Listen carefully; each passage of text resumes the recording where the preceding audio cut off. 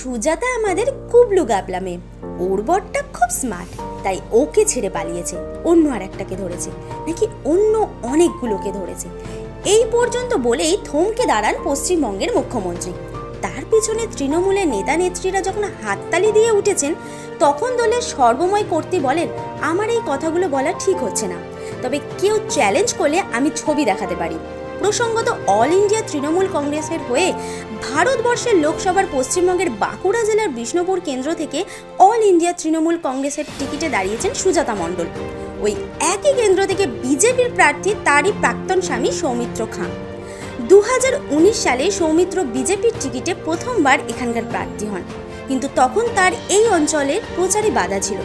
একার দায়িত্বে সেই ভোট উদ্ধার করেন সুজাতা। বিষ্ণুপুর কেন্দ্র থেকে সাংসদ হন সৌমিত্র, কিন্তু সেই সব এখন অতীত। 2020 সালে মনোমালিন্যের জন্য বিবাহ বিচ্ছেদের মামলা করেন সৌমিত্র ও সুজাতা। সুজাতা বিজেপি ছেড়ে চলে আসেন তৃণমূলে।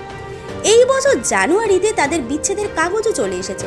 হয়তো কিছুদিনের মধ্যে নতুন করে বিয়ের পিঁড়িতেও বসতে পারেন সুজাতা, কিন্তু সেই সবটাই তো ব্যক্তিগত বিষয়। এইভাবে হাটের মাঝে মুখ্যমন্ত্রীর হাড়ি ফাটানোতে ভীষণই লজ্জা পেয়েছেন সুজাতা মণ্ডল। মুখে কিছু বলতে না পারলেও তার লাজুক হাসিতেই সবকিছু বোঝা যাচ্ছে, কিন্তু বাধ্য ছিলেন কিছু না বলতে। কিন্তু এটা তো যার সম্বন্ধে বলা হচ্ছে তিনি বাধ্য, কারণ বলছেন দলের সর্বময় কর্তৃ তথা মুখ্যমন্ত্রী। কিন্তু সকলের মাথার আগে একবার কথা বলার আগে ভেবে দেখবেন না, রাজনীতি এতটাই বড় হয়ে যাবে যে একেবারে ব্যক্তিগত বিষয়কে মঞ্চে তুলে নিয়ে আসতে হবে। টাইমলাইন ক্রিয়েশনের পক্ষ থেকে আমরা এই প্রশ্ন করলাম, আপনাদের কি মনে হয়? মন্তব্য করে জানান আমাদের মন্তব্যের বাক্সে। সকলের হাড়ের খবর 7 তাড়াতাড়ি আপনার কাছে পৌঁছে দিতে সর্বদা প্রস্তুত টাইমলাইন ক্রিয়েশন। এই ধরনের আরো ভিডিও পেতে এবং এই মুহূর্তের সময়ের সঙ্গে আপডেট থাকতে এখনই সাবস্ক্রাইব করুন টাইমলাইন ক্রিয়েশন।